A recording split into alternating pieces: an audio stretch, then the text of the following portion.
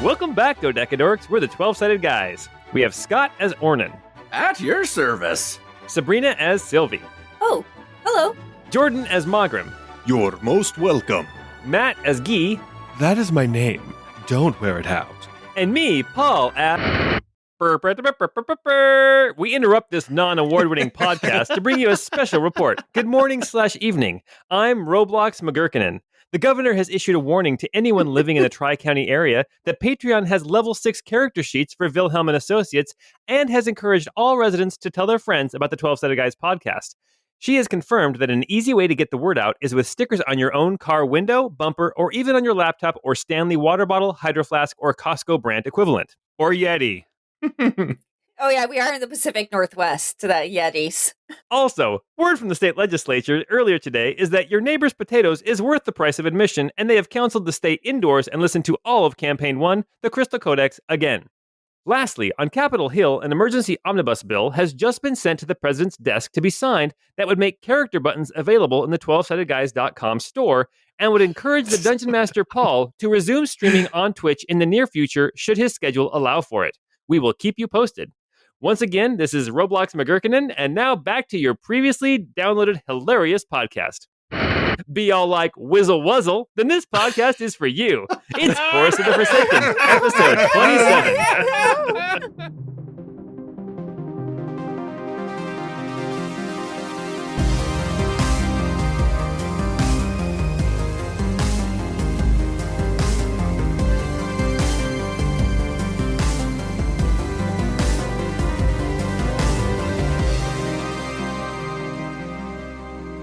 That was beautiful. That was pretty good. We got to add in like that, like beeping, like da da da da da da da da da. Like I don't know. The trumpets were really good. You guys didn't like my music? What's wrong with my music? I didn't understand what it was until you started talking. Yes. Well, welcome back to Via Severia in the city of Redlum. Last time we were together, our heroes, Wilhelm and Associates, were having a conversation with Professor Ironspark, one of the head archivists of the Prolian Archive, when he mentioned, hey, didn't I know you? Haven't I seen you before? And in a flashback, all of the characters remembered what exactly happened. Well, maybe not exactly happened. We didn't remember. He told us what he thought happened. I'm pretty sure you guys were thinking yourself. You guys all thought back and you had this crazy memory of a couple of nights ago after you had survived your meeting with Baron Thorn Darkheart, and you had celebrated by getting blasted. Well, apparently there was a show at a theater, and the lead, a woman named Daria, was a dead ringer for Cilvy. So the theater owner needed to hire Cilvy because somebody wanted Daria dead. So our heroes took the place of Daria on stage, as well as Wilhelm and Associates minus Cilvy, began investigating behind the scenes. And it was... I think that what Professor Ironspark said at the end of last episode is probably the best description of what happened. It was a show. Anyway, that is where we're at now, as you guys have all come back out of this memory. Professor Ironspark is standing there, and he's like, yeah, well, that's something I'll never forget. Anyway, last we were talking, you said something about the town of Oak Road. Yeah. Wait. What? My brain almost got eaten. But, okay. It was quite the show. What's the saying? It's art, a work of art, or it didn't happen. I believe it's a portrait, or it didn't happen. That's right. That's the saying. Well, you guys have been getting weird looks around town, I'm sure, right? As you guys think back, yeah, you have been getting weird looks around town, but that could be because you guys smell like poop and water. Exactly. I thought it was the canary yellow plague outfit I was wearing. No, we've seen a couple of those around town. That's actually quite fetching. It's the style right now. It's just the style. Well, anyway, as I was saying, I have heard the name Oak Road, just within the last couple of weeks. Just within the last couple of weeks? Well, yes. From who? Well, you know that we archivists can't really a person's interest and a person's research are their own, so we don't really talk about that. You got HIPAA laws here? Yes, archivist-client confidentiality. I've heard of this. Yeah. Well, you guys should know. You guys are Wilhelm Associates. What if the research we're trying to do is to find out who was asking? Well, Would that be a loophole that we could kind of loop into? Well, we Is deal there a with way to like, old books deactivate and stuff. incognito mode on you? Yeah, aren't there cookies that we can look at? I tell you what. I mean, you can come on in, and I can see what we can find right now. But I can't let you see the research that was done, and I can't let you talk to the archivist who was working on it because, well, frankly, her time is important, and confidentiality is very, very important here in the archive. But, please? Well, why don't I take you in here to the East Wing, and I can show you around, and then we'll see what we can find about Oak Road, or about the Covingtons, or about the Heartwood, or whatever we can find, and we can keep looking after you're gone. I mean, but let's just head on over into the East Wing. I have one more thing for you. I forgot. Talking about Oak Road, I also forgot. I do have the name of a city or a town or a bridge, maybe, called Cohen's Crossing. So that's another thing to reference with the Covington family. Cohen's Crossing. Yes. Well, okay. Well, tell you what. Why don't we go on in? You guys can have a seat. He looks around. He sees that the other archivists here in the lobby area are all busy. He says, I'll be your archivist today. So come on in. He opens the door, and he walks into the East Wing and beckons you all. Is that because to you're getting follow. pretty comfortable with his voice? He was going to shove us off. Not going to show us to somebody else and come up with a new voice. He's like, the research isn't here. It's at Bill's house and Jim's house. So dumb. I love it. He opens up the door. It's this big, massive double door. I described it last time or the time before. It is this beautiful building. It's this split round tower with this smaller square lobby in the middle. So one half of the round tower is on the east side, dedicated towards history and how humanity has affected the world. And then the west half tower is dedicated to nature and information about the natural world. As he opens the door here to the East Wing, it opens up into this large room. You can see there are these long tables. They're easily 25 feet long. There's two of them, end to end. And you can see there are books and scrolls and maps spread out. You can see there are people sitting who are doing some research. Beyond that, as you move further east in the room, you can see there is this pedestal and this massive globe, which you assume represents the world. Behind that, there are these windows, these tall, pointed cathedral windows in this building. You can also see that to the north and to the south, there are these chained off research areas. These small rooms, they're about 20 feet by 20 feet. There's a small table in the middle, and then they are lined with bookshelves. And each of the entries into these little nooks, these little rooms, is chained off. It looks like you need an archivist to accompany you to go into those specific rooms. I bet I could pick any lock on these chains. Oh, I bet you could, yes. Don't say that in front of him. The chains, well, I don't appreciate your tone. But then how will he know I'm good at lock picking? So if he waits around long enough, he'll hear it from you yourself. Burn, dude. There's also stairs. As you guys came into this room, you actually came in kind of under a staircase.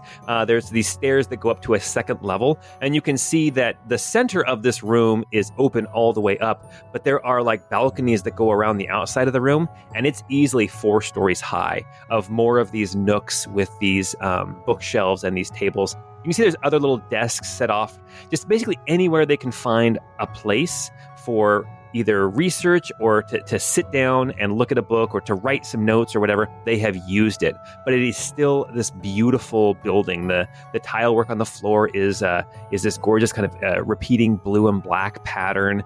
This is a very elaborately well built and well made building. And now you can understand why it may have cost you 2 platinum to come in here and get some research done. You mentioned there's a globe on a pedestal. Yes. In this campaign, do we know that the world is round? I don't know. Do you? Is the world round? You're not sure, I guess, that that is this world. It could be the moon. You're not sure. And the moon looks round in the sky. I'm pretty sure we already did all the flat Earth jokes in the last campaign. Yeah. But it's been at least 100 episodes. It's never enough, though. It's never enough. Wasn't it in like the 20s, episodes 20s or 30s that we were at the library learning this in the last campaign? As a matter of fact, yes, it was. Libraries are just a great place to question things, you know? Hey, I just realized, everyone, we made it into the back room of the library where all the important information is, and we didn't even have to solve a puzzle. Yeah, you know, Pavantas was a really weird place. Mawgrim holds up his hand to do a high five. All right. Has Mawgrim showered yet, or taken a bath since the sewer expedition? Well, why do you ask that? That seems like a strange question. That's oddly personal. Guy will just wave to Mawgrim. Ornan's swatting the flies around Mawgrim. Oh gosh. I love that there's a map of the city on the table right there. Oh, you saw that? Yeah. I was going to say that too. Yeah, as you guys are looking around this room, Professor Ironspark kind of looks around. He spots like one of these nooks on the second floor and says, well, you guys can just hang out here. Just don't get in anyone's way, and I'll be back. I'll see what I can find here shortly.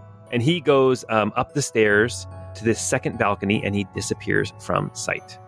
And you guys are now left here in the...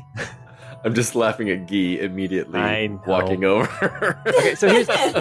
so before you guys do anything else in here, I'm going to have you guys make perception checks. Except for Mawgrim, you spot everything. Guy rolled a 10, so I don't know if I noticed those two cute girl tokens sitting next to each other at a table. Ornan got a 5. Oh, God. Cilvy got a nat 1. Or a 1. As you guys walk in, you start looking around to see like what there is. I think Cilvy, you are just so overwhelmed with the amount of knowledge in this place. I'm not sure that you've ever seen a place this big dedicated just to books and scrolls. Even in your commune hippie home, you guys had like a library. It's a converted school bus without wheels, just sitting in a field. Everybody kind of had their own little libraries, their own collections of books and spells and scrolls and that kind of thing. This is just a massive collection of knowledge. And then, Guy, you do spot... Well, first off, let me explain the archivists. The archivists here, they wear like green or like kind of a off blue cloak, and they wear hoods as they go about their business here in the archive. It's sort of a religious vestment, even though it's less worship and just their uniform. Guy, with your 10, you spot a woman who looks quite attractive. She is probably middle 30s with like brown hair. She's got fair skin. She's talking with another archivist. She's got her green cloak pulled up. They are sitting at one of these tables in the middle of the chamber, and they have their heads together. It looks like the archivist is writing something down as this woman is telling her something. Guy, you start to move over, I imagine, just kind of being Guy. As soon as you're out of earshot, Mawgrim, you glance around the room and you spot this woman who is talking with the archivist. You know who she is. You saw her on your first day in Redlam. This is one of the prelates of the Church of Aona, who was standing by the fire as Jelowin burned. Ooh. This was not the woman who started the fire, not one of the Navorian magic users. The people who you saw who are following the Church of Aona, who are using magic, those are a new sect of Aeonan worship called Navorians. And they use the arcane magic against itself. They are the ones who actually were there and started the fire at the behest of the archprelate, the leader of the church here in town. This woman who was standing around the fire, she was not a Navorian. She did not look like a Vantorian because she doesn't have like tattoos on her face. More than likely, you would think that she is probably of the order of Hemnal. She's a Hemnalite. She is the temple class of worshiper of Aeona. One of those who is a follower of Aeona but does not travel. She's not a crusader of any kind. But Mawgrim, you saw her standing there as Jelowin burned. You see that she's not wearing her robes of Aona, which are like black and gold, but it looks like she's wearing some kind of a cloak maybe over them potentially, maybe to keep the rain off. But you did not spot the robes, but you recognize this woman as Guy begins to approach her. Yeah, I wouldn't even recognize her. I wasn't there. That's what I'm saying. Yeah, I forgot you weren't even there. Yeah. I will move close to Cilvy and kind of lean over and whisper in her ear and let her know exactly everything that you've kind of outlined. Be on your guard. I do not trust this one. And then I'm also going to kind of wander casually over towards Ornan and say the same thing. Okay. Sure hope there's no carpet on the floor here for any static to happen. Jeez. There's absolutely no carpet on the floor here. Okay, so Guy, you start wandering closer to this prelate, this hemnolite of Aona. So they're at the table here that, we mentioned the map of the city. They're at the table with the map of the city. So Guy is actually just going to go up right next to them. He's not going to talk to them or anything. But their tokens are both very cute. So he's going to go over to this map and lean over, hands on the table, and just start studying the map, but in a hot pose. A hot pose. You know what I'm talking about. Yeah, I know what you're talking about. So, Guy, I rolled some perception checks. Guy, as you go over and you put your hands on the table, you see that this archivist is just scribbling away on her paper, and this woman, she stops what she's saying, and she turns around to look at you, and she says, "Excuse me? Can we have some privacy, please?" Oh, I'm so sorry. I was just admiring this map of the city. Look at the illumination work. It's exquisite. Oh, gosh, what kind of a... So you're trying to make it a good impression. Did you just say a good impression while you were burping? That's the best way to make a good impression. So you're just trying to make a good impression. Why don't you make just a persuasion check, just to try to persuade her that you are not doing exactly what you're doing. It rolled with advantage, but I'm not holding the scepter currently, so I'll just take the first roll, which was a 23. Good call to not hold onto your scepter while approaching women. Oh my gosh! As you say that, she kind of squints one eye at you, and then she reaches over and she grabs a corner of the map and she pulls it off the table and hands it to you. She says, "Here, we're not using this. You can have it." Well, thank you. And I will. I don't know, strut, saunter? What do you call that, sexy walk away so that... I call it everyday living, man. Yeah, I'll just try to... I'll walk away cool. Give her a chance to check out my ass. As you walk away, you don't look back because, cool guys don't look back. Everyone else who's watching this does see that she immediately turns back to the archivist and they begin talking and writing again as Guy walks away. Still got it, Guy. What is everybody else doing here in the archive? There are archivists moving around, looking in different books and making notes and everything. As you guys kind of wander past them, they'll give you a little nod, but they are on their own separate tasks, so they don't welcome you or really even talk to you at all. Cilvy's definitely moving to the far side of the room, away from that woman, as soon as Mawgrim pointed her out. Okay.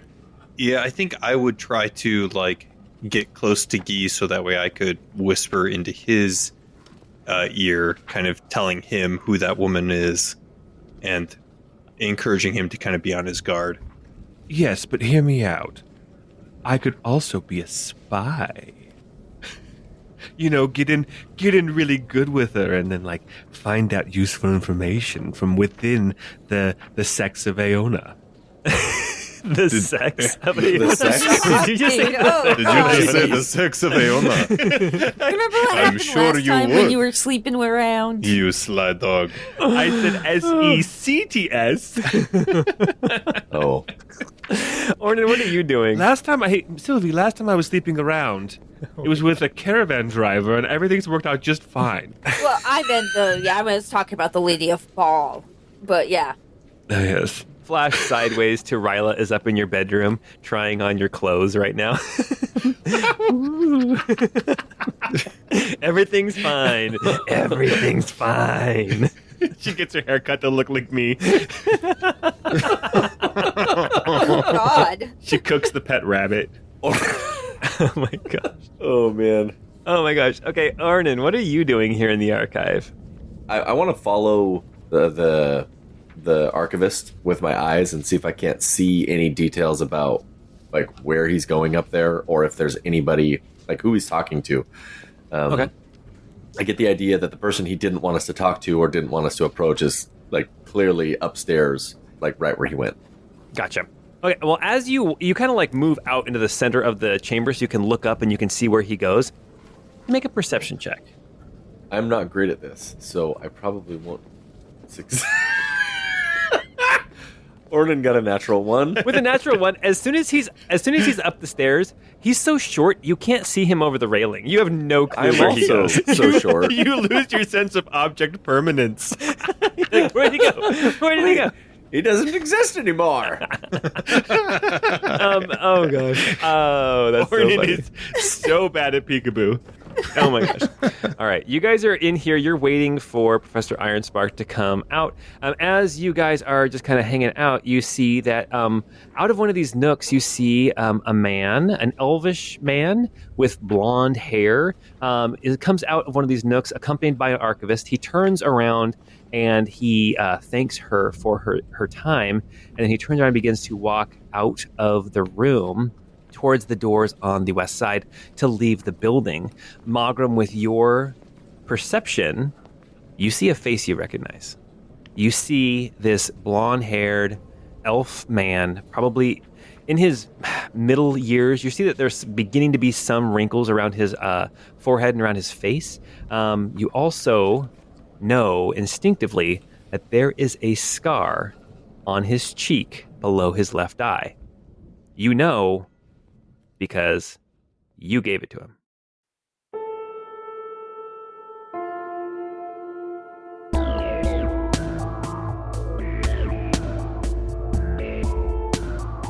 Ooh. This man's name is Elian. Elian Swiftblade. Not swift enough, apparently. He begins to move out of the room. Mawgrim, I need to know right now, what are you going to do? This is a man that you would know was in Krahanest. Is he still? That you don't know. This is a man you would know was a night owl, one of the researchers of Krahanest. This is also a man that you spent multiple nights staying up late, talking about theories and ideas that you had. This is a man who thought similarly to you. And this is a man you have not seen in, 20 years? 25 years? Yeah. Interesting. So what are you going to do? I guess, first of all, do I see anything like insignia that would indicate like a pin of the crows or anything? Like, is he wearing a black leather ulster cloak, like something that would be indicative of somebody who's still active in that group? He is wearing like a thick woolen cloak. That's kind of what's going on right now in general, just because of the rain and the cold weather. It is fantasy autumn. This time I'm going to have you make a perception or investigation check to spot that. Whatever he's wearing, it would be underneath this big, thick, like grayish blue cloak he's wearing. Got it. It probably makes sense to do it as a perception check. Okay. Non-natural 20. As you look, you see just a kind of as it gaps as he's walking, you can see as the cloak opens up, you can see that there is a long kind of black leather flap of fabric underneath as he walks. Something leather and black is peeking out from underneath the cloak, which could very well be an ulster coat. Okay. Okay. Oh, gosh. I mean, so Mawgrim's inclination is going to be to try to hide a little bit, but at the same time, he's very curious at seeing somebody who was probably as close to a friend as he had during some of his days in the Krahanest.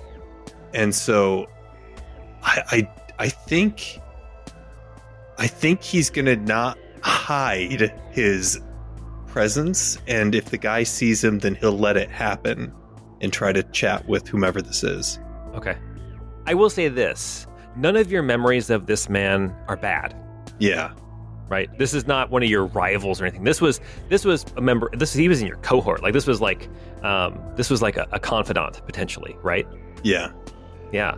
So you're not going to try to hide because his passive perception was only a 13. So, all right. As he moves to leave the room, he starts walking towards the door and he spots you in your black ulster coat with your wide-brimmed hat and your, what's your rod called again? And your toning rod. That one's usually tucked into like a pocket inside the coat. So I keep my toning rod too. He spots you, Mawgrim, and he says, Victor Mawgrimsky. Elian? He looks around the room and he hustles up to you. Why are you here in Redlam? And then he like shakes his head and then he like puts his hands on your shoulders and pulls you in for a hug. And he does like the whole like fist on your back, bam, bam, bam, like three big like hits on your back. A bro hug. A bro hug, yes. A little bit more ceremonial as well, something that you may have done in Krahanest. Yeah. A little secret handshake. And then he backs up and he holds you by the shoulders. He's like, Victor Mawgrimsky, I did not expect to see you ever again. Well, why is that? What have you heard? I heard you were dead. I heard you were gone. I heard... He looks around the room. I think we need to speak. Yes. Perhaps that would be good. Do you have time now, or should we meet some time later? I will always make time for a comrade. But we should probably speak in private. He looks around the room at some of these alcoves. He says, perhaps we could commandeer one of these for a time. To that, Victor would kind of nod and like raise his hand, like lead the way. Okay. So Elian, he goes walking back to the alcove that he was in and past his archivist. Are you following him? Yeah. Okay. He says to the archivist, he says, pardon, I just need to look up one more thing. You are not needed. I will be fine. And please, just a little privacy. And the archivist, she looks at him a little bit weirdly, but then she nods, and then she continues to walk down towards the table, starts spreading out a lot of papers that they were talking about. And then Elian moves back into this little alcove that he was in before. There is a small table set in the middle. There's not chairs in here because this is like there's these tall bookshelves all surrounding this alcove. And so this is a place where you would go and gather your books, then you take them back out into the middle, and then you can sit in the middle of the chamber to speak. As Mawgrim goes in there, Guy will go up to Cilvy and say, looks like Mawgrim's faring better than I did. So Guy and Ornan and Cilvy, you guys watch Mawgrim. He didn't say anything to you guys. He just walked off with this man. I want you guys to make perception checks as well as you see him talking with this elf, Elian Swiftblade. All right, Cilvy got a 16. Ornan got a 4. Guy got a 13. All right. Cilvy, you're the only one who spots this. As they move past, Cilvy, you see, just as it catches the light, on the left cheek of this elven man, you see just the shimmer of some scar tissue. Left cheek. Not butt cheek. You see the shimmer of some scar tissue, a very thin, long scar underneath his left eye. And then they move into this alcove to have this conversation. Mawgrim and Elian here in this alcove. So Elian says, Mawgrim, what brings you to Redlam? Why are you here? And he looks at your clothes, because this is kind of the uniform of the Krahanest, right, that you wear still? Yeah, I mean, it's a little bit adapted. It's not as, like, there's no insignia or anything like that, but it's just so darn practical that Mawgrim still uses it. Gotcha. I've mostly been traveling about, using my skills as a physician to find employ wherever I can these days. How about you? What brings you to Redlam? Work for the Krahanest. Ah, very good. Are you doing research then, or? I don't do as much research as I did before. Oh. With your passive perception, you see that on his hand, he's wearing a ring. And the ring has an insignia that is not an owl like you would expect it to be. Now he is wearing a ring that has a hawk in flight. Got it. I'll be honest, I notice your ring here. I take it you have aligned with a group of Nighthawks for the Inquisition here. Is that correct? No, not so much. It's not the Inquisition I work for. I don't, at least not currently. I'm here to clean a stain on Krahenest's reputation. This sounds serious. Yes. Is there anything that I should be aware of or anything I could help with? There is a man here in town who has given us a bad name. And we believe that he is the leader of a crime organization here in town. A man named Calum. How much would you pay me to take care of that problem? I understand. Well, I guess best of luck with this. Have you any leads, or is this individual, this Calum, giving you a run for your money? We cannot seem to find him. He is buried deep under the earth as well as behind bureaucracy. Yes, yeah, indeed. Well, buried or soon to be. But either way, it sounds like a very challenging thing to chase somebody who is basically a ghost at this point. You were a ghost too. Well, I thought you were dead, and yet here you are. yes, well, yeah. Mawgrim, make an insight check. Okay. 17. Every time Elian talks about he thought you were dead, there's something about the way he says it. There's something about his mannerisms as he is speaking with you. And with your 17, it took you a while to place it. But with your 17, it now clicks into place. He is stalling. You have done research with this man. You have, you've pored over books with him. You can see that right now his mind is going a mile a minute, and he is trying to figure something out. And he is here talking with you now. What does Mawgrim do? I think kind of sensing the fact that this guy's trying to kind of burn time, I think Mawgrim starts to feel uncomfortable. And he starts to say, well, I should probably be going. My companions over here, they'll be needing me. I may have a hint, perhaps, of this Calum individual that you seek. I had heard rumors of somebody seeming to match his description. I can always point you in that direction if you need that help. Any help would be great. Where are you staying? Oh, well, we'll be actually probably moving out of the city here very shortly. But if you go to the dockside area, I had heard the rumor that someone was seen entering some of the sewers.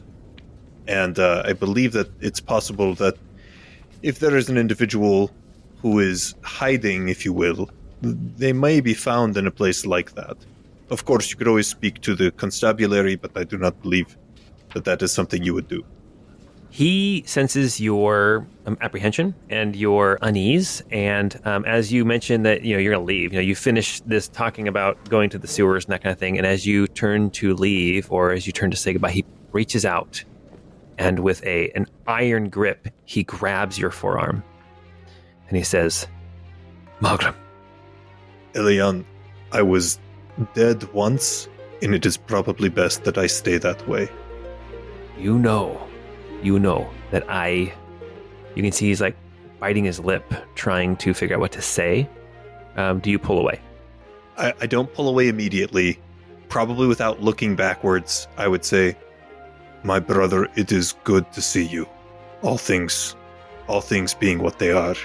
And then I will pull away from him. Okay, we're gonna make opposed athletics checks as he attempts to keep a grip on you. Ooh, okay. It's a pretty good roll. Yeah, this is not going to be good for me. Yeah, I got a nat 1 for a 0 on my athletics check. You remember Elian as being, kind of bookish. You guys actually did your sparring together quite a bit. You guys were, I would say you're probably around the same skill level with the blade, at least in your younger days. You don't recognize a blade on his hip, but you attempt to pull out from his grip, and he is strong. He rolled a 16. It's like a 21 or a 22. You cannot break free of his grip, and he says, I am not after you today, but I feel I need to warn you. Now that I know you are still here, you are still alive, somebody will come for you. I understand you were dead once, and now you are alive. You also know I must pass this knowledge on. I know that you have to pass this knowledge on. I wish it could be different. Thank you. What happened to bros before hoes? Oh man, that's great. Oh, that's legit. Yeah. He looks you in the eye. I hope that it is not me who is sent for you. And then he pulls you in very, very tight, and he gives you another one of those 3-hit hugs, and then he lets you go. I will hug him back, and then I will turn and walk out, and I will go up to Cilvy and say, we need to leave now. I fully agree. Elian is walking out of the archive past you. He does not look back at you. And Elian is gone.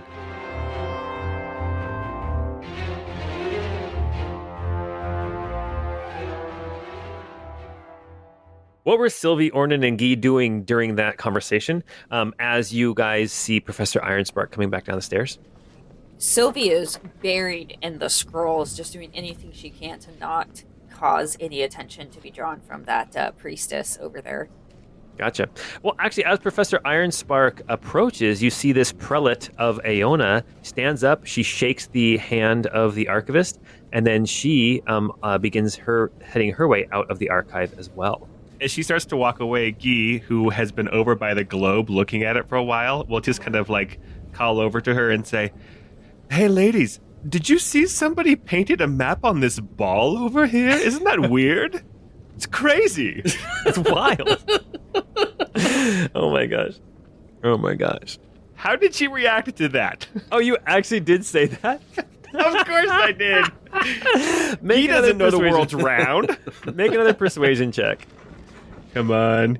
Oh my gosh. That's a 26. It's a natural 19. You see that they both stop. The archivist kind of looks over at you and gets a small smile on her face. The prelate, she looks back over at you, and then she gets this like half grin, and then just shakes her head and walks away. You think that you made a good impression. Yeah, finger guns as they walk away. Gotcha. All right. As Professor Ironspark approaches, you can see that he has got a book in his hands. Mawgrim, you have finished your conversation with Elian? Yeah, if it's possible, I want to try to whisper to each of them and be like, we need to leave now. I have been compromised, we need to leave. If you want, I can stay behind and get this information, and you can go. I can make my way to the druids afterwards. If somebody else wants to stay with me, we could split into 2. Splitting the party's always fun. Never been a problem. Never dangerous. As Professor Ironspark approaches, the archivist who was helping the prelate moves away from the table and back into a nook as she is looking for more books to continue her research, leaving this table unattended and as Professor Ironspark approaches. Ornan would like to peek at the table. Okay. I'll talk to Ironspark. Okay, so Guy, you're going to talk to Ironspark. Cilvy, what are you doing? I think Cilvy is kind of just going to be keeping an eye on the door and making sure that that priestess doesn't come back in, and kind of just scanning the shelves, seeing if there's anything interesting. Okay. You can make a perception check. Ornan and Mawgrim, what are you guys doing? Ornan is looking at the table. I kind of want to see what that prelate was researching, and then maybe ask some questions of the archivist when she gets back. Okay. Yeah, likewise, I was going to help Ornan and just kind of scour the table. Be smooth about it, guys. Okay. Oh, Jeez. That was impressive. That was not my first either. No, we heard see. it. We heard the other one. You know, I also have farted before, actually. Oh my Not my god. first rodeo. Hey. As Professor Ironspark approaches, he has this book in his hands, and he says, where's everybody? Well, I guess I can talk to you. And he begins talking to you, Guy. I need investigation or perception from Ornan and or Mawgrim, and I need stealth from Ornan and Mawgrim. oh, we both. Okay, now you guys can help each other be stealthy. That's fine. So I need one of you to roll stealth with advantage, and one of you to roll investigation or perception with advantage. I'll do the investigation roll, if you don't mind helping with the stealth roll. Cool. I have a +1. This is gonna be great. I got a 23 on investigation. Okay. I got a 19 on stealth. Oh my gosh. Oh, yeah. Dynamic duo. Secret stealthy high five. So, Cilvy, what did you roll for your perception? Sylvia rolled a 13. With your 13 perception, this is what I'll say. You don't see the prelate. Prelate is like another name for a priest or priestess. You don't see the prelate coming back in. You do, however, see the archivist that was working with her. You kind of like glance down at the alcove that she is in, pulling books. You see like she pulls a book down, she looks at it, she sets it aside like on a table, and then stops and just shakes her head. And then I want you to make an insight check. And then she like starts looking through more books. Oh my god. It rolled on like a 20 and it like highlighted it and then it fell over to 8. Oh, all right. So that's what you notice with your 8 insight. Okay. Guy will do your conversation with Professor Ironspark as Ornan and Mawgrim are looking at these notes. Professor Ironspark comes up to you and he says, well, what was your name again, sir? Guy of Grant's Harbor. Guy of Grant's Harbor. Starts thinking. It's not a real place. Don't worry. It's a stage name. I was gonna say I have never heard of Grant's Harbor, but I have heard of Cohen's Crossing. Oh, And he pulls out this old book, and he walks you over to a table, and he sets it down. He opens it up, and inside you can see it's like a book full of illuminated maps, just of like different areas all around Via Severia. You can see that there's like some sections that are even beyond Via Severia, like out into the Dwarven kingdom of Drakholm, or the Elvish kingdom of Eldoralus. There's different like area maps or county maps, and he finds one that he opens up, and it looks like it is along the river, or along a river, and you can see that on the east it says Varia, like the Varian barony. That's also called the Varian Marches. It's the easternmost you can go in Via Severia before you start getting into the mountains. And in the northwest it says Pithria. And he shows you this map, and the closest like major city you can see is called Vralina. But if you follow this road west and south, the road crosses a river, and you can see this small little dot on this river where the road crosses the river, and it's called Cohen's Crossing. This is all I could find on Cohen's Crossing. I'll continue to cross-reference and see what I can find, but I think this is a good start. It looks like it's sort of I don't want to say no man's land, but it's kind of at this corner between Pithria, Varia, and Loxania. Even kind of Rovia a little bit, but I think technically it's Varian barony. okay. All right. That's a very useful information. Can I make a note, or like at least like a mental note of where that is on the map, so that try to find it potentially later? Yeah. I already put a blip on the wiki. Oh, nice. It's hidden. It's secret just for me. But no problem. I can show you right where it's at. Awesome. Thank you. As you are talking with Professor Ironspark, Mawgrim, and Ornan, you guys You guys are like spy versus spy. Like one of you is like sneaking around a chair, the other one's ducking under the table. Not really, but you guys are just so smooth and so sly as you move around. Somehow it works. You guys are like this, but not really. When she comes back, I'm going to go, caca, caca. That's how we'll know to hide. Casual. Oh my gosh. So When I make the as sound of a male koala, then you know that it is time. well, as I imagine, actually, it's more like Ornan. You knock over a whole can full of quills, and as you're bending to go pick it up, Mawgrim sneaks over real quick and takes a peek at what is written on the paper. As archivists come over to help you pick up this stack of books that then you knock over as well. As Mawgrim, as you are looking here at this paperwork, you can see that indeed the map was probably not necessary. It was probably somebody else's research that had just been left out. But what you do see is there is this long scroll with notes written on it. So you see that at the top of the paper it says Town of Oak Road. And underneath it, there's like indent, and it says Old Abandoned Chapel of Kelemvor. So it looks like this prelate is looking for Oak Road and is looking for an old abandoned chapel of Kelemvor. Beneath that, there's a new little tab, and it says Ritual Protection Spells. And then underneath it says Green Leaves for a Protection Spell, ? And underneath that is an answer, and it says Privet. I don't know if you guys recall, I think Mawgrim would remember that in the memory, there were these protective barriers set up on the floor that were green leaves that looked like they should have been aged and wilted by then, but they were still vibrant green. And it looks like the plant that was used for this protection spell, these circles of protection or whatever, is called the Privet, Privet. The street that Harry Potter lived on. Sure. The next thing you see is, it says Impaled Horse Symbol on Undead Guards /Servants. And underneath that, it says Ancient Symbol of Mirloff. And then underneath that, there's another tab that says Peter, wealthy human merchant, middle-aged, prematurely gray, said he sold spices, but sold just about anything, even, and then quote, unsavory wares. And then underneath that, it says Hired Guard, Norton the Brass, Dragonborn Warrior. There's another little column that says Other Figures, Dwarven Priestess of Lathander, Ensley, ? Kenku, Elf Vagabond with a Badger, Vagabond. Halfling Clown Hyuk, and underneath that it says, You might be a mimic, jokes. It says, very funny. And then it says Red-Haired Fairy, and underneath that it says Cursed a Lot. You bitches!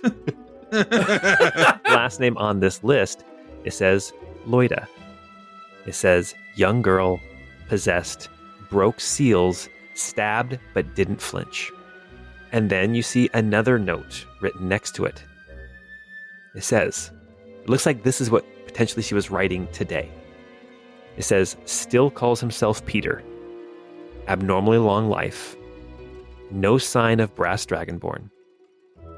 Tosca or Rovia? ? Fort Westland or Grunfort ? Manor on hill over the Mariseth Sea. And the last little tab says slavery ? That is what you see written on these notes. Oh, man. Whoa. Is it possible to have you send that as far as the write-up? Because I'm not sure I got all the notes for that. Yeah, me too. Mawgrim, you can always swipe it. I'm swiping right now. I don't know. It won't take my card. It won't take my card. All right, there you go. There you go. I just sent it to you in Discord. So that is what you spot. And literally as you're reading that, the archivist, you see her start to turn around with an armload full of books. What are you going to do as she starts heading back towards? I think at this point I've been made by my former Krahanes friend. I am seriously going to take the notes and I'm going to bolt.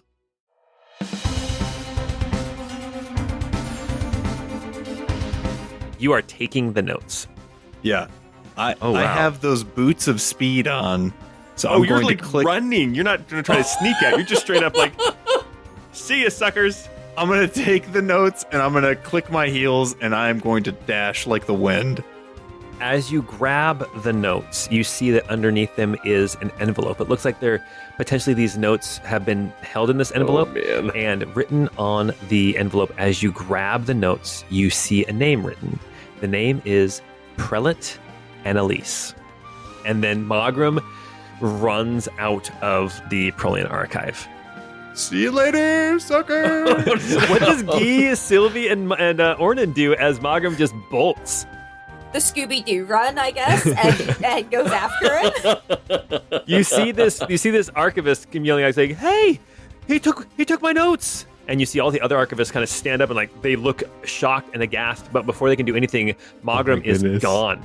Professor Oh my Ironspark goodness. is like, "What's the meaning of this?" He wasn't with us. Hey, stop that man! And Ornan's gonna chase after him. Oh my gosh. All right, so here's what we're going to do. So, Guy, you lied. Ornan helped you with that lie. Yeah, I'll say something better than he wasn't with us. I think I'll say something like, oh, I knew that guy was weird, but I barely know him. Okay, so Ornan is trying to help you with your deception. It is a high roll. We're going to say deception 22. But you can make it with advantage, Guy. I got a nat 20 for 27. Oh my gosh! Oh my gosh. Jeez.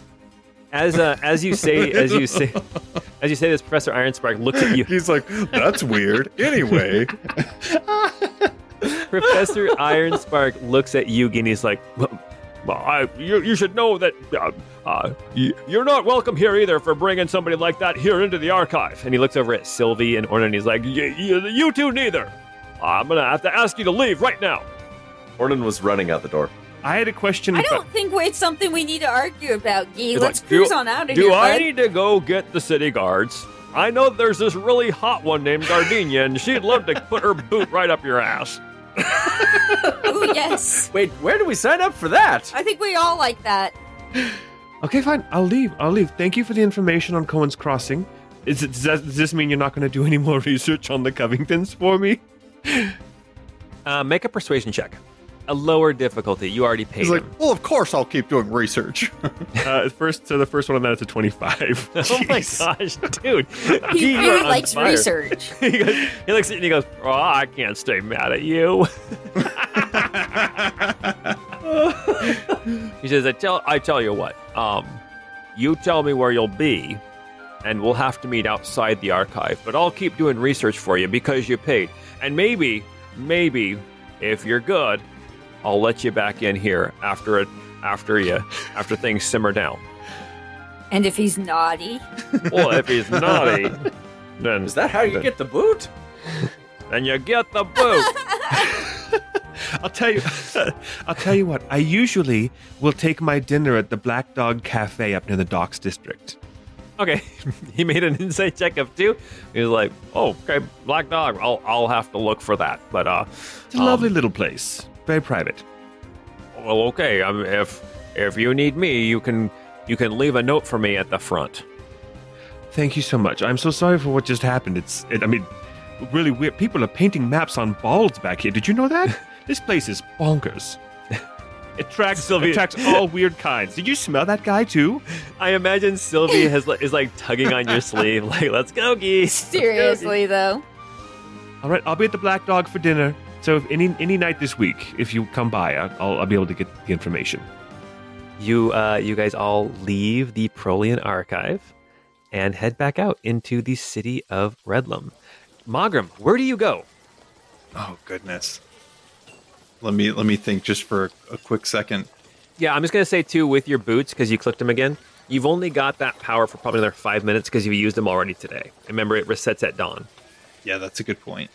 Ornan was hollering after you. I don't know if that would affect your decision, but and chasing Yeah, I don't you. know that I'd make it all the way to the Oaken Throne. I think probably what I would do is I would leave and just kind of go around a bend or like just go like hide underneath like some trees or in the bushes just outside and wait for people to come out.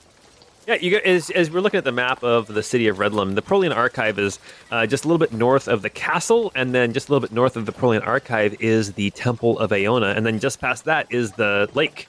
So you're kind of here in the center of the city, where there is some large open areas around all these buildings, these large squares where, from where you're standing, you can actually see like the gatehouse for Umbral Pike Keep as it kind of goes up on top of this hill here in the center of the city. Yes, you're just going to kind of wait out. You hear Ornan come running out going, "What are you saying, Ornan? What exactly are you saying?" When I was in the building, I was saying, "Stop that man." And then as I left the building, I'll just be hollering, "Where did that guy in black go?" And I'll just wander. I'm shouting to try and get, if he's around so that he knows where I'm at. Okay, well, because you were saying "stop that man," we are going to make a complete luck check. And we'll say if we get a 19 or a 20, somebody does try to stop Mawgrim before he leaves the Prolian Archive. Blacksmith tackles Mawgrim. Oh, God. 19 or 20, here we go. I'm so sorry. Oh, only a 5. Okay, so everyone's like, what's going on? Whew. Okay, so yeah, you guys are outside. So what I do is I kind of poke out from whatever bushes or trees I was hiding behind and be like, "Psst, Ornan, this way," and wave him over. Okay, Ornan will go over to him. I'm surprised you fit in that bush. Why, thank you. I might be tall, but I'm also very scrawny, so I can fit, pretty much anywhere if I can fold up. That's a really weird compliment. Oh, thank you.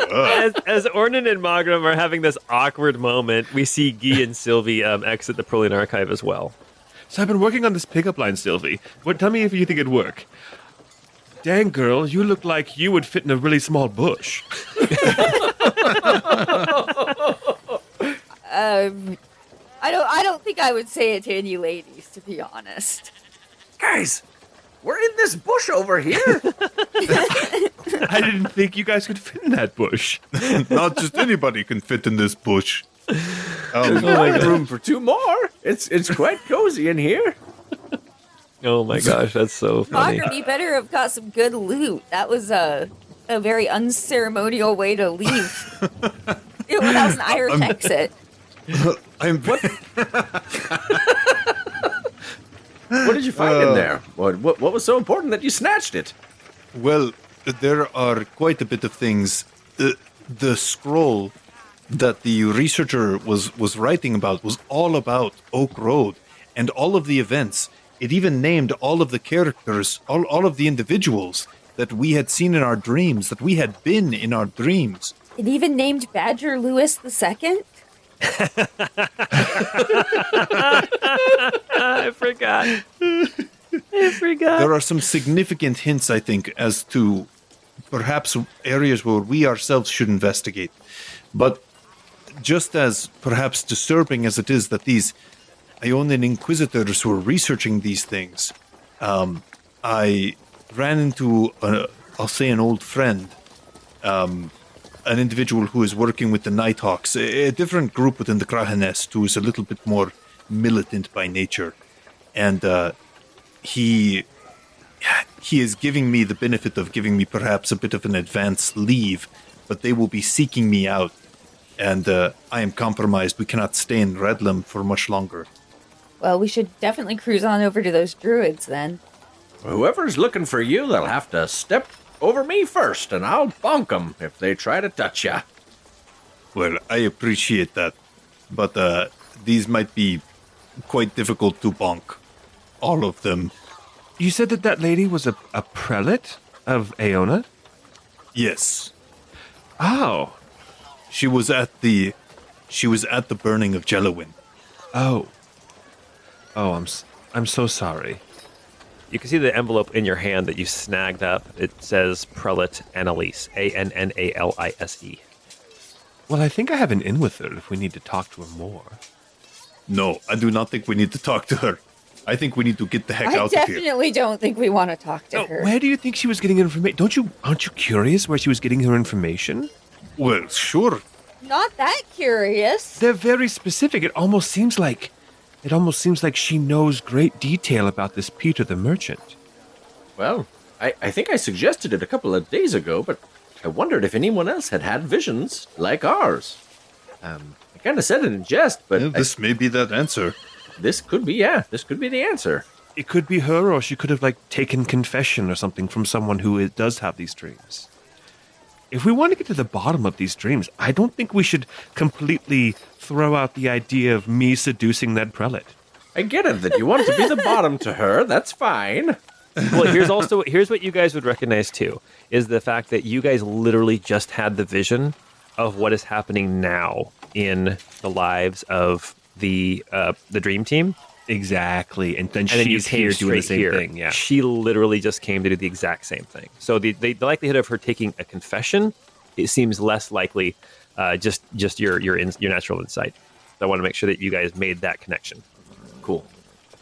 I don't think we should completely throw out the idea of at least approaching Annalise. Maybe me, because I mean, I'm me. You know, she saw me. It feels like it would be supremely dangerous. I think everything we've done so far has been supremely dangerous. Yes, but we have not openly defied the Inquisitors in such a way. Well, honestly, I haven't yet. I might be able to bluff my way into an audience with her and find out something more. I can only imagine that ending not well. Somebody's played D&D before. Most of my evenings end pretty well.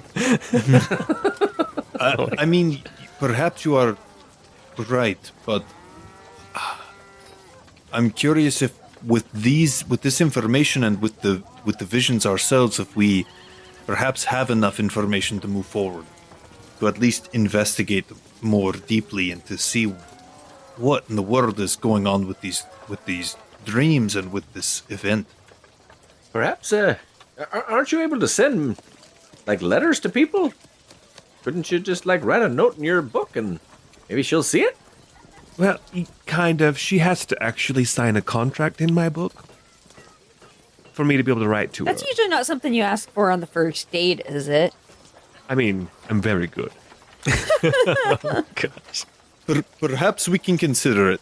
I think for now, let's move on to go and speak with the druids, and we can consider what our next steps are after that. I'd like to get paid from Gardenia and her people, too. If it comes down to it and you need to make yourself scarce, I could dress differently. We could go to a different inn and wait for that extra information if you need to, go maybe hide out in Bonner's Row or Greenway Village or just somewhere a little bit away from the majority of the prying eyes. Perhaps that is not a bad idea. Here, pull out the book. I will sign this contract, and then I can go and await for you in Bonner's Row. All right, and I pull out the book, and I will cross off the name of Tobias because I can only have 3 at a time. So who do you have now? You have Delar, and now you have Mawgrim. I have Draven Heartwood, and I have Tobias. So I'm going to cross off Tobias's name. Okay. Okay. You hereby agree to, and we'll come up with a quick contract of be a good bud, wingman, and in return for that, I will Give you my piss. offer you gentle reminders about hygiene, things like that.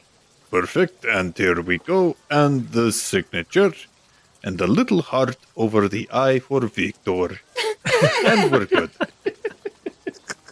All right. Well, we can all go to the druids together. They're out. They're outside the city as well. But I think after that, maybe we split. Sounds good. Well, I want to check out that safe house. So Yes, we need to check out the safe house as well, and the researcher, the archivist there. He was going to continue to do research for me because he found me charming, and so I also have a date at the Black Dog Cafe if he shows up. maybe Mawgrim shouldn't go with you for that one.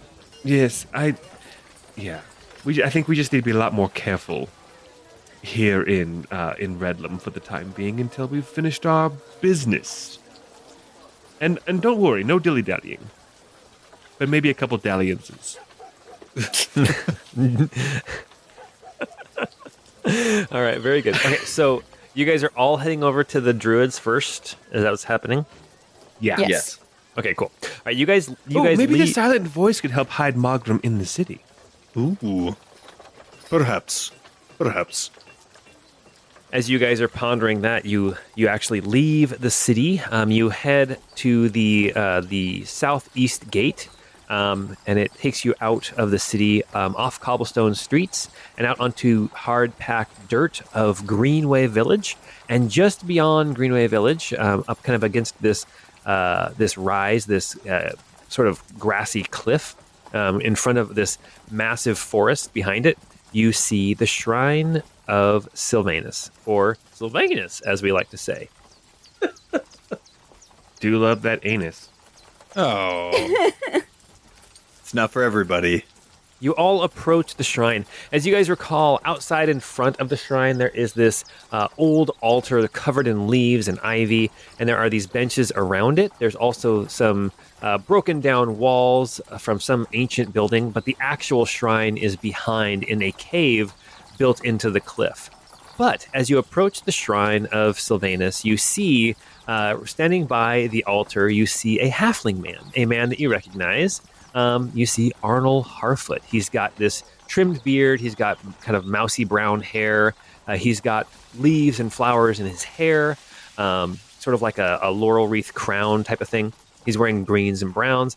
You see that he does not notice you initially as you walk up because he is busy playing with the cutest, tiniest little piglet you've ever seen in your life. Oh, That is not a little piglet, though. That's Bacon the same Jr. token. I just shrank it down half the size. Oh my gosh. That guy moves on fast.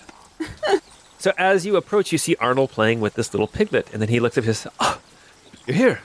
Oh, perfect timing. The others have all convened. They're inside." Oh, were you expecting us? Like right now? No, but I told you a couple of days, and you came. I'm glad you came. We'd like to show our thanks. We're really good at timing, Guy. It's like when we walk in, the scene starts. Oh, I see you have a new friend. Yes, he found me yesterday. And he's like, reaches down and like starts patting his head, and then picks him up and gives him little kisses and stuff. It's really, really sweet. And what's his name? Or her name? Hubert 9. Hubert 9? Wait, Oh, wow. jeez. Hubert the Ninth. Yes, Hubert IX. Okay. Hubertix. Yes, Hubertix. Well, please, if you wouldn't mind, follow me. I'll take you into the shrine. You can meet the others. Arnold leads you into the cave and down some stone steps and into a familiar room. There is like leaves and grass growing. There's roots that kind of form the structure of the wall of this first chamber here in the Shrine of Sylvanus. Oh, dude, it's the happy black bear. He's so happy. Wait, is that Idris Elba with dreads over there? What? I don't think it so. looks like it a little It bit. totally Kinda looks like him. does. Oh, okay, maybe it He does. looks good. He looks good. In the center of the shrine, there is this altar, and it's built up on this ancient stone platform. It has the golden icon of Sylvanus, surrounded by candles. Last time you saw this, Jib Jab was kneeling in front of it, praying to Sylvanus or something, trying to find some relief from their curse. But now they have cleaned up a lot of the mess that was made with the creatures that were attacking. Sitting on benches around this altar, you see 6 figures, 7 if you count Hubertix. You see on the Hubertix. on the left side, you see Arnold you've met before. And to the north of him, you see that there is this dwarvish woman, and she has some ivy holding back her hair. She has a very stern look on her face. Just looking at her, you're like, that woman is ready for a fight. And then to the south of him, you see another man. This man, he's got dark brown skin. He's got hair pulled back, a gray and black beard. But he's wearing a breastplate, and he's got like this green cloak on. And then on the other side of the room, there are 3 other figures. You see on the northernmost figure is this very, very pale-skinned woman with very, very dark hair. She is wearing furs. She's wearing like big like fur mittens. She's got big fur boots. All of it looks like she made it herself. She has like blue war paint under her eyes, and you can tell this woman is not from around here. Just south of her, you see the happiest black bear you've ever seen. There is literally just a black bear sitting on the bench. Looks like he's kind of, you know how black bears will kind of like use their paws to hold things. It looks like he's got a stick and he's kind of chewing on it. You know, just kind of like, just being a bear. You know, he's not sitting like a person. He's kind of like rolling, like, you know how bears with their round butt, they kind of like roll side to side. He's kind of doing that on the bench, right? And then the furthest south, I love him. the furthest south figure, you see this white-scaled dragonborn wearing brown and green leather. You notice that this white-scaled dragonborn, his clothes look nicer than everybody else's. Everybody else's looks like, you know, travel-worn, you know, homemade. This guy's, even if they are homemade, these ones are not beat up and traveled in. It looks like this man, this white-scaled dragonborn, maybe doesn't do as much traveling out in nature as everybody else does. But this looks like this is the kind of the druid circle of the Shrine of Sylvanus here in Redlam. For the listeners in the chat in the background, we're all calling which person we want to sleep with. To flirt with. This is a PG-13 podcast. Oh, I mean, snuggle with. We'll see. Yes. We'll see where it leads. I was going to say mittens lady. Dibs. No, already I called her. already Too called it. I called Too girl late. with the dragon tattoo vibes. Oh, nobody called the black bear as he's like sitting there and he's like chewing on this stick, right? And he's kind of wobbling back and forth. You're not sure if he's just having trouble sitting in like a human bench or if he's just scratching his butt on the bench, just as love black him. bears are wont to do. Okay, you can have the black bear. I'll take this Idris Elba looking guy. And I get Hubert. Oh, Hubertix. As you walk in, Arnold stands up and he says, I would like to present you all with the saviors of the Shrine of Sylvanus. We have Guy of Grants Harbor, Mawgrim, Ornan Opal Bleacher, and we have Cilvy Everpine. He will like wave and say, nice to meet everybody. And then I'll straight up walk straight over to the Idris Elba guy and just shake his hand and kind of stand there. As you look around the room, you get different vibes from everybody. Everybody seems very unique. Arnold seems kind of that classic druid look, and even the dwarven woman, she looks more like what you would expect of a dwarf. The pale skinned woman with the blue like war paint under her eyes, she seems dangerous, right? Hell yeah, she does. And then this Idris Elba fella, who Guy seems drawn to, doesn't seem to be necessarily a druid at all, as he's wearing armor. He looks more like not necessarily a knight, but definitely more of a warrior. As you approach, the white-scaled dragonborn stands up, and he steps in to the center in front of the altar and turns to face you all. And he says, we are very grateful for all of your help in cleansing the Shrine of Sylvanus. You came in a great time of need for us, the followers of Sylvanus and the defenders of the natural world. I would say thank you. And he turns and motions towards the idol of Sylvanus. I'm sure Sylvanus is grateful for what you have done as well. But we are all confused as to what exactly befell our shrine. Perhaps, if you have some insight, you might share with us. We do have insight, and we're hoping that what we share with you may lead to further discoveries, if you recognize anything in the story we're about to share with you. Please Speak up. You just go ahead. He's going to keep interrupting you every time you talk. Yeah, he keeps trying to talk. I said speak up. Is this Congress? The reason for the cursing of the shrine is not due to any kind of malintent.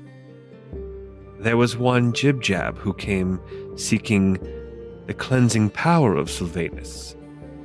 Jib-Jab is cursed with apparently a very long life, but also the wild around them becomes far more unpredictable and aggressive in their presence. You see the dwarven woman stand up from her bench. She says, so you're saying...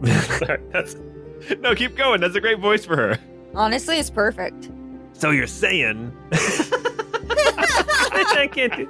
I can't Do you need some do more that stage voice. direction? No, because now I'm forgetting what the White Dragonborn's voice sounded like, too. You see this dwarf woman stand up, and she says, "You're saying that this unnaturalness, this wildness, was caused by Jib-Jab? Well, not intentionally. Is this a name you know? Intentional or not, it's unnatural. It's wild. It's against Sylvanus." And I think Jib-Jab would agree with you. Do you know the name Jib-Jab? Do you know them? It's not a name I know. And then, like, everyone around the circle kind of shakes their head no. What about you, Idris Elba? all of our patrons want me to do a sleep with everyone run, so that's what I'm doing. I don't think Jib-Jab, I don't think they, like I said, they meant to bring the curse. I think they're cursed themselves and are trying to figure out a way to save themselves. The dwarf woman says, "I've been following this cursed individual. I didn't realize it was a curse, but it seems they've headed east. And I mean to follow them." That's the direction we're headed. After we get paid by the Baron. We're heroes of the realm. Officially. Or the city. We've even got the key. The realm. The whole realm. We even white- have a key. The white-scaled dragonborn, and he says, "Well, what possible power could have cursed this Jib-Jab? What could have caused something like this to happen, to occur? We seek to understand what happens in nature, and this is beyond all of us." If you recall, Arnold, when we spoke before, I asked specifically about shared dreams. I remember. We were hoping that this council could provide some insight. There are stories of individuals having shared dreams, and those stories tell of 4 companions, well, 8 individuals, but specifically 4 companions, and Jib-Jab was among them, in a town called Oak Road, and the awakening of some great evil. And those individuals who share these dreams, they speak of a child overcome by some evil power that drove her to break sacred barriers and release something that was set behind protective privet leaves, wards of privet leaves. You see a couple of them nod. Are you familiar with a ward that would use that sort of leaf? It makes sense. The white-scaled dragonborn says, "By the way, I am Yeffy. It makes sense. A privet is a hedge, a guardian, a wall, a natural wall. So to guard or to Like a block. bush you could hide in. Like a bush you can hide in. Yes, Jeffrey, that is very astute. Yeffy, not Jeffrey. Yeffy. Yes, Jeffrey. Oh, are we supposed to hold on to all of our materia? We don't want anything stolen. Oh, not Yuffie. Not Yeffy. Oh my god. Random name generator, you're failing me again. When you said Yeffy, I was like, oh, the leader is El Jefe. Yeah. Eldarn and El Jefe. You see the dwarven woman stand up again, and she says, "If you're heading after this Jib-Jab, and I'm heading after this Jib-Jab, perhaps we could travel together It depends. What are your intentions with Jib-Jab? to understand what this curse is and to stop it." Well, the more the merrier, you know? We're staying at the Oaken Throne, and we'll probably leave town in the next day or so. I mean, if nobody else says no, you can come right with us. The more the merrier. We're still debating on whether to buy a boat and put wheels on it or just to get some horses and dogs. I need to buy another dog. I'm looking for a riding dog. We also discussed a caravan, like sane people. This is true. Suddenly the black bear stops smiling, and then the pale-skinned woman with the blue war paint, she goes, You would buy an animal? Disgusting. Not to like own it, but to be like a friend that'll ride into battle. That you can ride? You buy We found a the servant? two members of PETA.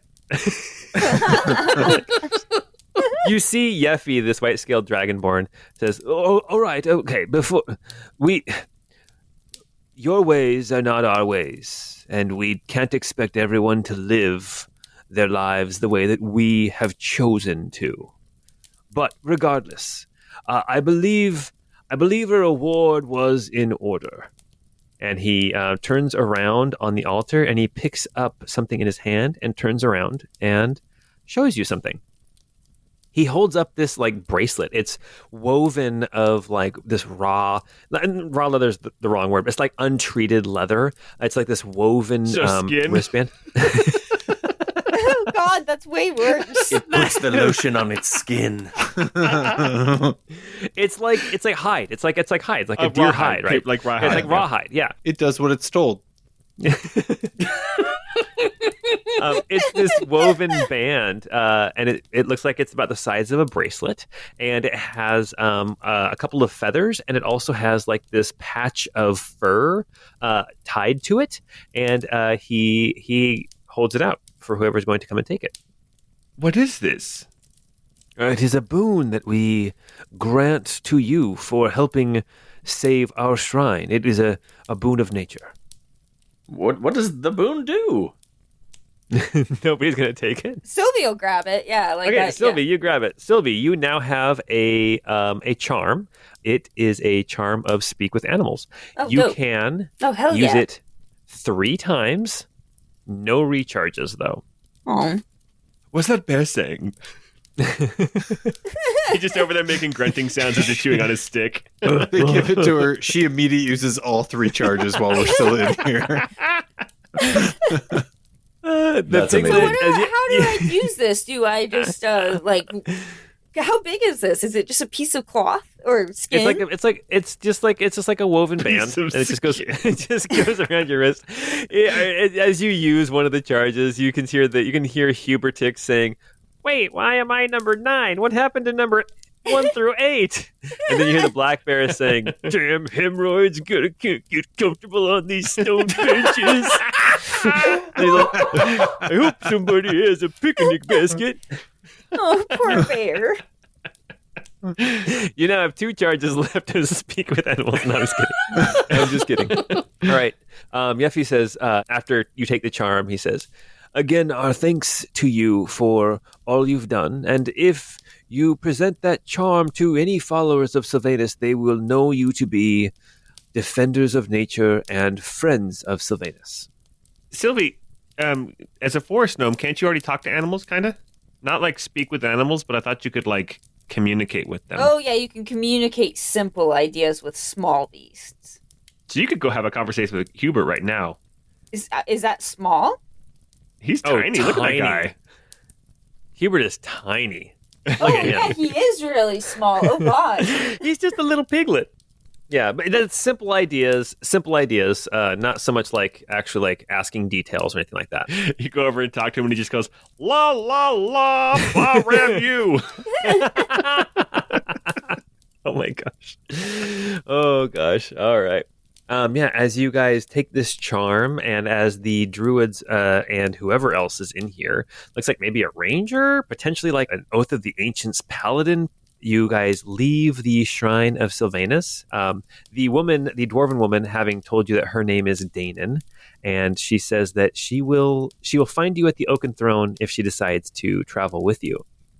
You venture back out into the rainy afternoon after an already incredibly busy day, with at least 2 things left on your list of things to do for the day. But that is where we are going to stop for tonight. Jeez. Whew. I Oh hope my goodness. she joins us. I think she will. We're cool. So at this episode, I was really playing up my character's flaw of I can't resist a pretty face. Don't worry, I won't be so horny all the time. Yeah, we're gonna have to dib some. Spread the love. Oh my gosh. All right, you guys. Well, hey, thank you for playing. You can go check out these maps that we have if you go become a patron at the $10 tier or higher. Also, don't forget there's Your Neighbor's Potatoes that we talk about. It's our after show where we talk about the episodes, the 2 episodes that came before. And until we get together next time, we hope you have a great time.